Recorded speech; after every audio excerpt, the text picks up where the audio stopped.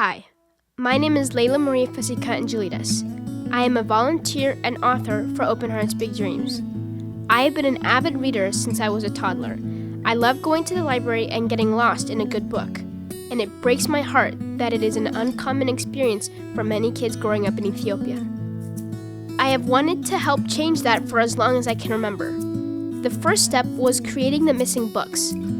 We are making huge progress there, with over 160 created and published so far in 12 Ethiopian languages and more coming, including a number my mom and I co-authored.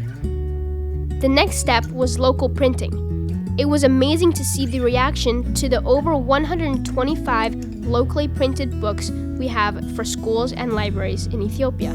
They are big and beautiful. In fact, it is hard to tell which books are printed in Ethiopia versus globally, but that is not enough. We need to get these books in the hands of children all over Ethiopia. My favorite part of our trips for Open Hearts Big Dreams is the school visits.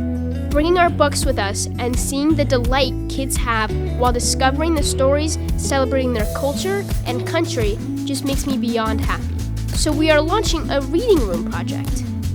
A library is a reading room, but a reading room doesn't need to be a library.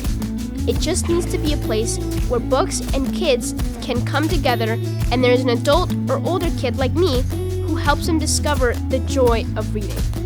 We built a library in my birth town of Bahir Dar.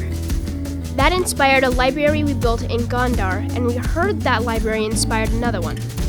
We collaborated on a small library in Yerevan in the Gurage region, which inspired another small library in the Oromia region, which then inspired a reading room pilot in Gambela.